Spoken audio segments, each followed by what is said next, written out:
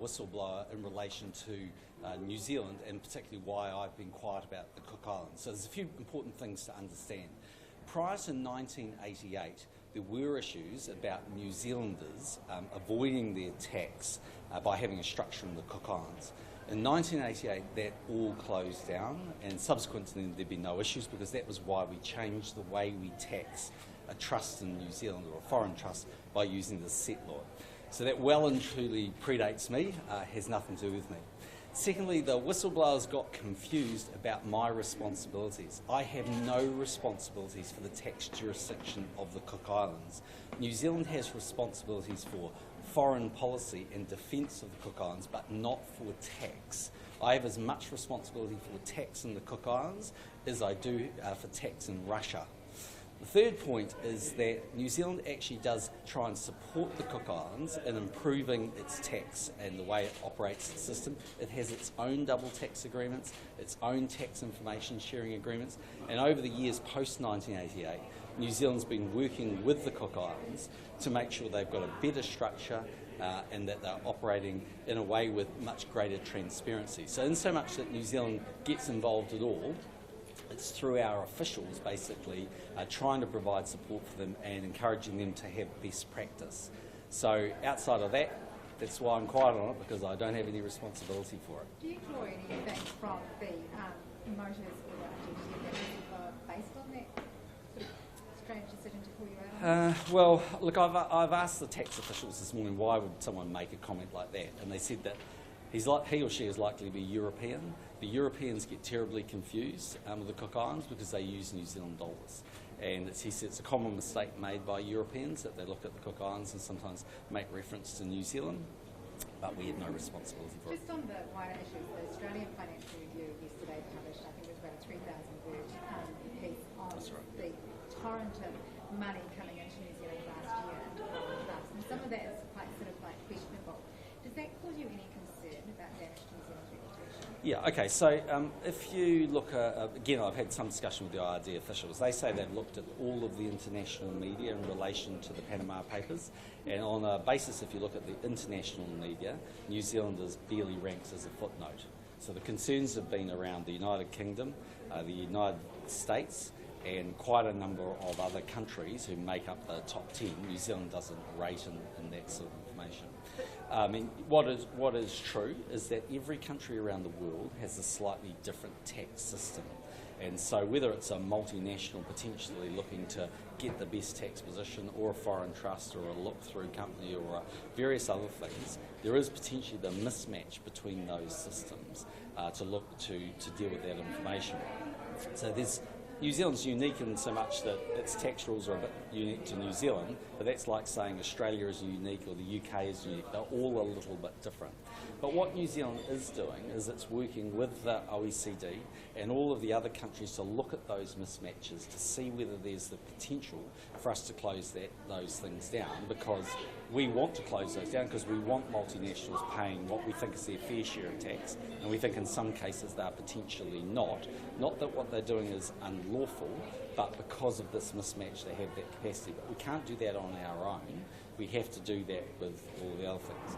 So in relation to the Mexican individual, that's a question where the story was based on this guy, IRD have had a look at as best they can, again, that particular case. What they say is that the person set up a foreign trust in New Zealand. The trust actually bought an entity in the United Kingdom. No one internationally has said that those funds are illegal. I don't have any basis of knowledge of them, but no one said that they're illegal. So there are questions about him and his relationship with the Mexican president. That's something for others to look at. So then you've got to have a look at, overall in terms of what we are doing. So we have been looking both at strengthening our disclosure rules. So again, we're in the process actually predating the Panama Papers, moving towards more automatic and fuller disclosure and with other jurisdictions outside of Australia, because we already do that with Australia. We've got John Shewan undertaking a review, and again, if there are better parts to the disclosure regime that we can improve, again, we'll go and look at that. In terms of the overall tax treatment, again, we don't want to change tax in the set law, but we will look and see with the OECD and others if there's more we can do. And finally, in relation to the release of the information, IRD say that they've seen this kind of information before. It's very complicated, but what they will do is set up a small team to look at the individual cases that, if any are identified, they'll go through, and if people haven't paid their fair share of tax and they've unlawfully avoided paying tax in New Zealand, then they'll be subject to the full front of the law like anybody else that undertakes tax evasion. So we'll go and have a look. If there's some learnings, will come out of it. If someone hasn't done the right thing, then they should expect a knock on the door from IRD. But outside of that, that's all we can say. But isn't the major concern about the people who are setting up trusts in New Zealand, where they're not required to pay tax, so they're not breaking any laws here, but it's just perhaps some of the sort of allegations surrounding their character, if you like? Yeah, okay, so if you use a trust firm and a top tier firm, then you're subject to the anti-money laundering rules, Part 1, that have been passed by our government. And those rules require you to understand both the nature of the individual and the source of the money. So in fact, actually, if you look at my previous lawyer, Ken Whitney, he's no longer a lawyer, but we're getting complicated, but if you look at him, his firm is exactly like that. They're covered under Part 1 of the anti-money laundering rules. They have to know their client, they have to know where the source of income has come from. We're in the process of looking to pass Part 2 of that, which would broaden out more to people who aren't specialists in trusts, but that work does need to be resolved. I mean, it's worth remembering, though, that there's been a number of reviews about New Zealand's disclosure regime, its double tax agreements, its information sharing agreements, and we have always been ranked in the highest category. So no one has raised issues that New Zealand has been anything other than a full and high level of disclosure. We just have a different way of taxing the set law compared to some other countries, and that was because of what happened in pre-1988, where people could actually register a trust offshore and not pay their rightful amount of tax. So what we wanted to do was tax New Zealanders on their worldwide income. That's why we changed the rules back in 1988. And is he not your lawyer anymore? Well, it's just he's technically not a lawyer, but he provides the same services to me as he used to before. In the IRD email to Mr Macleay when he was Revenue Minister, there's reference there to the fact that there could be a number of trusts which have set themselves up so they can't not register to defeat their statutory obligations, is the wording that's used. Yep. Now that number could, if you look at the various figures that have been tossed around, be as high as 12,000. Is it possible that lurking within the unregistered trusts who set up to defeat the statutory obligations, there are all sorts of things that could be going on? I can't answer that question because I can't answer it until we can look at the papers and get a full understanding of what's gone on. But as I've said a few times in the last few weeks, it's really important to understand that the Panama Papers and the role of Mossack Fonseca goes back 40 years. And the problem is it predates a whole lot of changes that have happened in New Zealand law along the way. So when he talks about the Cook Islands, any reference to New Zealanders is prior to 1988. When he looks at shell companies that were established in New Zealand, our government actually closed those down. So there's been a lot of different changes that will inevitably have references, but they're out of date because we've actually effectively fixed that part of the law. And what we've always said in this process right from day one is we have been reviewed by the OECD, we've been reviewed by Transparency and others, and we rank at the highest level. But if there is a particular thing that emerges that our officials haven't considered or could be improved, then we're going to do that. In disclosure, that'll come out through John Shewan's work. In tax, that'll come out with the OECD work. But if there's some weird thing in there that we don't know about that needs to be addressed, we'll address it. But at this point, we haven't seen anything, but because we haven't seen all the information, we'll get a bit better handle of that on Tuesday.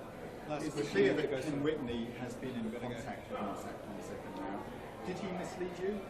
No, I mean, he provided a reference, as I understand, because I haven't spoken about that now, I've just seen it, but he's provided a reference about a New Zealand law firm. Well, actually, if another company is asking for a reference, by definition, usually you think those people are pretty reputable, actually, because if they're not reputable, they don't care about it. So there's no issues. He is not, as I understand it, worked with Mossack Fonseca, but people ask for references, his references in relation to that individual. There's nothing wrong with that.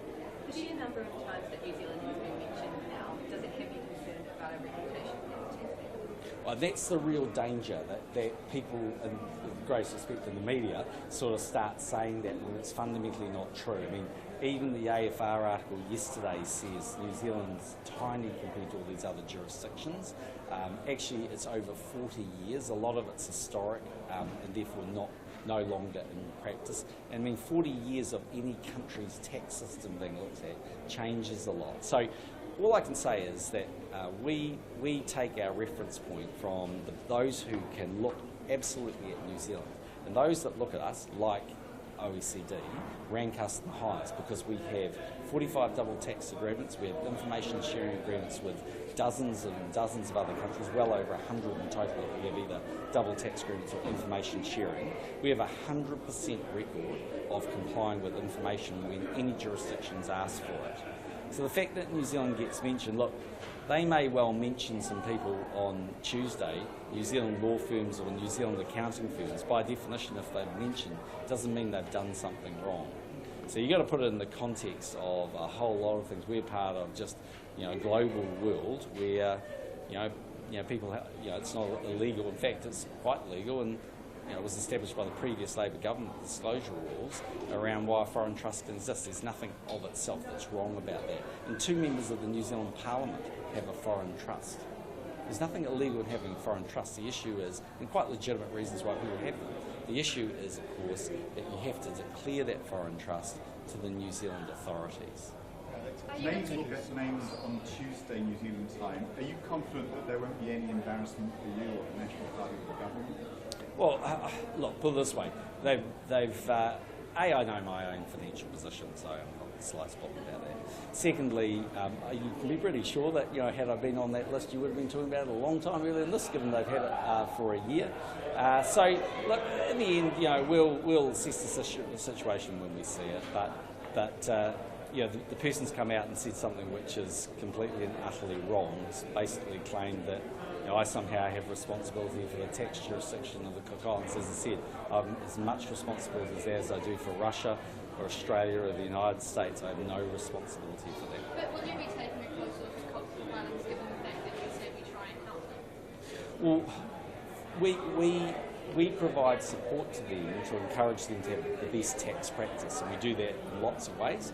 We send officials over there, but they negotiate their own agreements, they do their own things, and it's for them to make sure that they follow the best practice that we try and support them in doing. But I don't have responsibility for that. It's not my responsibility. Can I ask a conference question? Okay, one last one, then I've got to go. Sorry, but yeah. Look, at the conference this morning, yet another remit on water. Yeah. Happened in Hamilton as well. Yeah. Are you concerned about the level of concern within the party about the iwi participation agreements? Well, it's a legitimate question for people to ask about what does it all mean when there are potentially rights and interests for iwi when it comes to water. I think it's actually a complicated thing and it's difficult to explain because by definition some of it's actually not defined at the moment. But the most important thing for us is, and to our members would be that the government's position is clear, which is there will be no national settlement. We believe no one owns water, and we believe any future allocation of water will be done on the basis of need, not in genuine commercial demand, not on the position of race. It doesn't mean that we don't and shouldn't recognise legitimate rights and interests, and we've done that with things like the Waikato River Authority. And sometimes people get a little bit confused, I think, in terms of what's actually happening. So, we'll just keep explaining that. Thank you. Thank you. See you soon. Anyone want to ask anything about conservation? Yeah, I would have. Oh, do you? Yeah, very good. Yeah. I realise there are more important fish to fry on this one. That's a bad metaphor, actually. Something about birds and controls. I'll just grab a mic. Sure.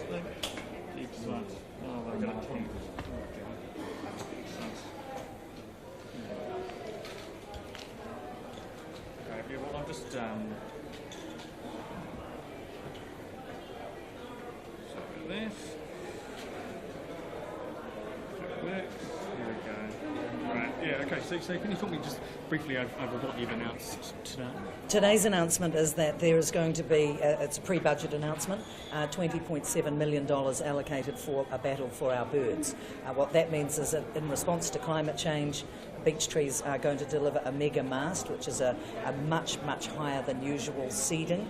That in turn fuels the rat population because they breed according to what's there, and then the stoats on top of that. So come July, with this new money, we're going to be dropping 1080 aerial drops and testing out some non-toxic means of keeping predators under control as well. Very significant for conservation. And so where is this sort of focused? Are there particular areas in particular where this is primary? Sure, so Otago, Fiordland, it goes up through to Taranaki as well. Basically anywhere where there are beech trees, they have flowered much more last summer in response to the fact that last summer was a hotter summer than the one before. So where there are beech trees, there's more flowering, therefore more seeding.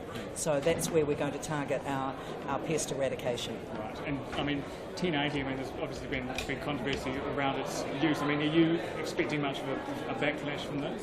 I think the 2014 Battle for Our Birds was so successful that a lot of the people who are against 1080 have understood that the science of it, which the Parliamentary Commissioner for the Environment has fully endorsed, that 1080 as a plant-based toxin is essential.